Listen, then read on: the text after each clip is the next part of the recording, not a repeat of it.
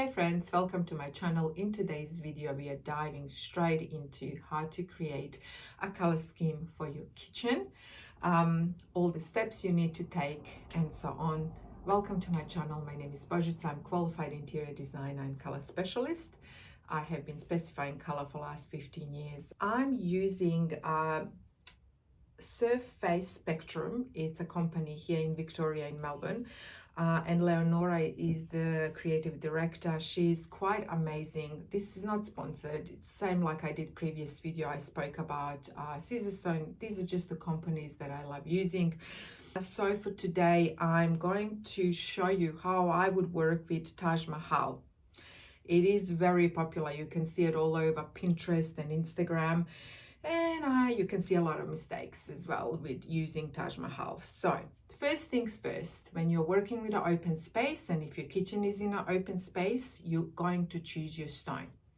So we are going to work with Taj Mahal. So don't worry, I will bring the camera later on and I will do a really close-up video so you can see every material that I have used. The first thing we're going to do, obviously, it's get a sample, but also I highly recommend when you're working with natural stone, obviously they're quite expensive and highly likely you will want to match the upper and lower cabinets to perfections, which means you need to test. If you don't have the full color selection of all the neutrals and whites with you, you will make a mistake. You will choose the wrong color. So far, a lot of colors that I have seen with the Taj Mahal on internet are wrong. All the whites are wrong. Only the ones that are done with wood are obviously really good and well done, but the whites are wrong. So, and I'm going to show you why. I always like to explain why. So first things first, we need to test. There are two undertones in this stone, two, which is great. You can work with both of them, and both of them you can have in your space, but which are they? Unless you have the samples, you're just going to be guessing. You would have no clue what you're working with. So the first one is taupe with a violet undertone. So you will get your samples, you will put them here next to your stone and you will test. And you could see that this darkest one, this mid one, are a lot in this stone. Like they're just loving each other, really working well. So that's the first one that it's established. So that's our taupe with the violet undertone. Then the second one that it's very, very prominent, and you can see it a lot. There's a lot of movement in this stone, and kind of both of the undertones dominate equally when you look at it in a real space. And then the other one, I wanted to test this lighter version, and I really wanted to know which one is that. And it's a lovely gray with the green undertone. Dominates a lot, especially this particular color here. It's everywhere in this stone. So we have gray with the green undertone, and we have taupe with the violet undertone. These are the two undertones that dominate in this stone. You can't have a white color with this stone. If you don't have white in your stone, you can't have white on your cupboards. However, when I say that, you are obviously all referring to a crisp white, lexicon quarter, natural white, because that's all you guys love. However, there is a white, but it's not your crisp white. It's not the brightness of the white, but it is a white that it's perfection with this stone. So on the end, can you have a white? Yes, you can have a white, but it's not the white you would expect. So these are the three whites. This is the vivid white that I have. Let me just check. Yep, it's vivid white. And then I have the other two. So I've tested them. And this one here in the middle, it just picks up on all the lovely, lovely... This particular white has a gray with a green undertone, which works really well with the gray with the green undertone. So you will see a lot of warm whites that have that green undertone. This one works like magic. So if I would move this away and I would move this away, this white works really well with this stone. Really, really well. They love each other. Because this lightest part of this stone picks up on this color really well. And as you can see, it is a white, but it's not your crisp white. And all the ones that I have seen online are very bright and they're not really working. So it has to have that undertone that it's in the stone. This particular white has that. So now I have established two undertones, taupe with the violet undertone, gray with the green undertone, and I've got my white. Now, if I want to have a two-pack kitchen, I would give this to my cabinet maker. However, this color as well would work really well with this stone. So you have two options if you want it to go lighter and darker. You can also have a two-tone, whether you want to go with the taupe or you want to go with the gray-green. It really doesn't matter. If you want to go with the white, this is your white. Now, later on when you decorate your home, I will also show you, now that I have my two undertones, I have nailed my neutrals, I can go further. Now let's move this away. We don't need this anymore. We have our white. So if we would go, let's say we pick a lovely style of the door, we paint it. I would also paint my walls, architrave skirtings and doors, as well as ceiling in this color. It would work. Oh, it would work so beautifully. Now, that is one thing. I'll put it here. I'll put it here because they work really well. Oof, so happy. Now, I'll turn it this way. As you know, I like to position everything properly. I'm very pedantic. I like to create lovely color scheme. I like to see the flow and all that. That's very important for me. Now, I have done the same thing with three different tiles I have here. All these three tiles are from Beaumont tiles. I will put the codes if you're interested. And I have tested them. And once I put them up, they all have exactly the same undertone.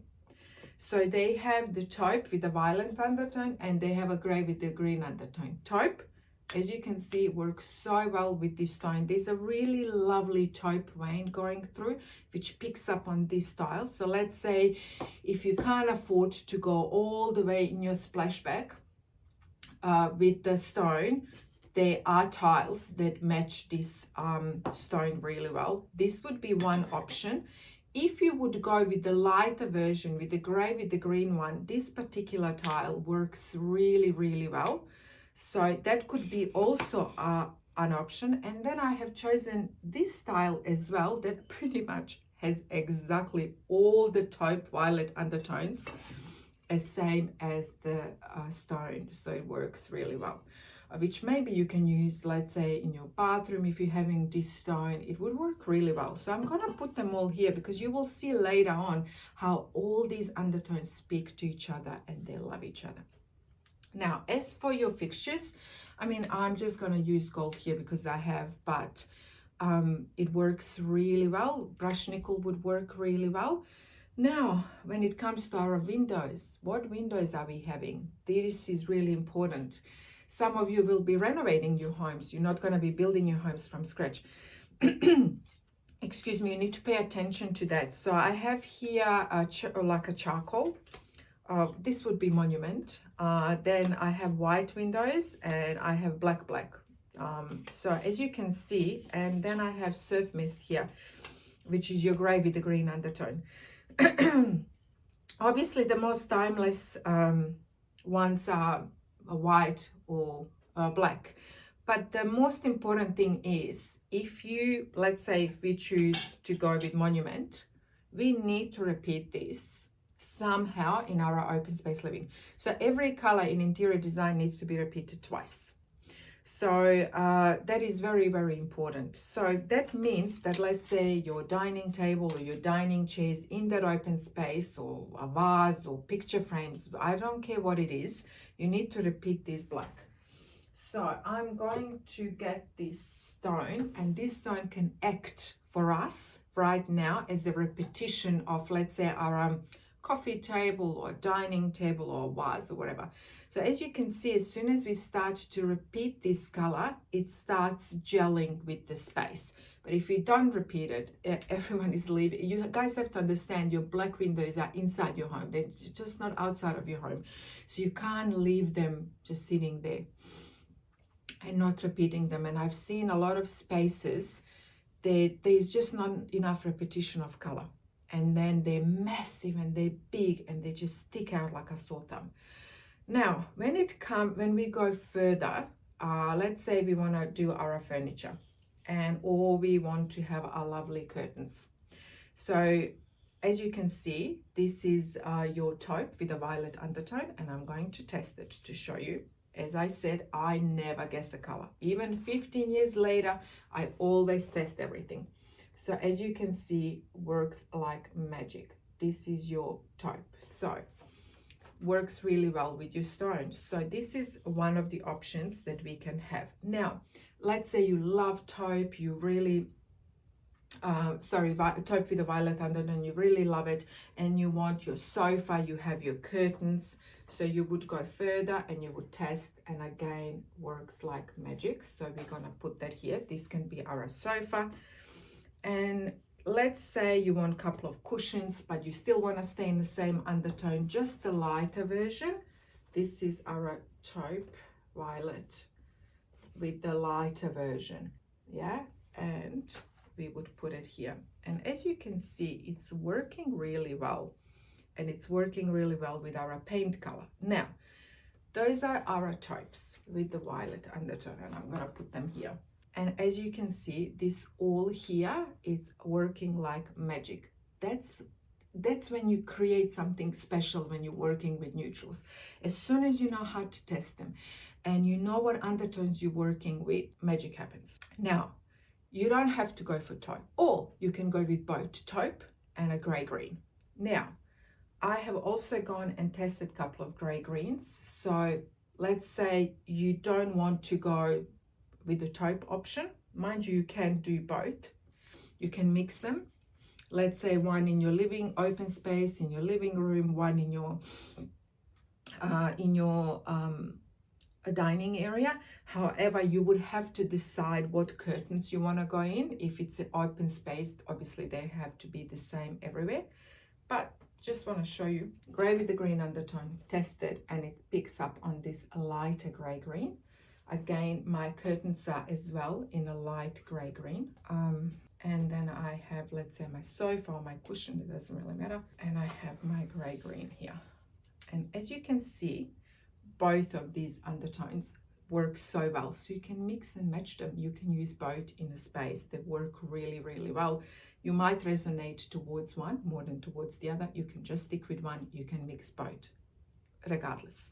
Now, for your flooring, if you're just going to use wood flooring, it's just going to create that lovely contrast. So you don't have to worry about it. Just pick the wood that you really love, that it's timeless and it will stand the test of time. Now, if you want, let's say, this is very important. If you want your upper cupboards to be in, let's say, this warm white, but you want the rest of the cupboards to be in a wood, you can do that. So the rest of the cupboards can be in a wood. Your warm white can be on your, let's say, upper cupboards, and then your wood and your flooring have to be the same, and they are exactly the same. As you can see, I have tested them. So that is very, very important when we are working with wood, when we're introducing wood, especially if you're going to have wood on the floors. So as you can see, very simply, in a few minutes, I have created a lovely color scheme. How? Because I've tested everything. With neutrals, you have to test. Never guess. Never ask anyone else for opinion. It is not important what they think. Your fixed elements are giving you the answer to everything. Your wall paint color, your cabinet color, what neutrals you can have in your space. And as you can see, you can create magic. You can save yourself thousands of dollars. You don't have to make mistakes. You feel confident once you have the samples, and once you know how to test, then you can do it all on your own. It's not that complicated. Now, this is it for me in this video lesson. I hope this was really helpful. I'm gonna get my camera, do a very close up of everything that I have done here. And if you have any questions, feel free to ask.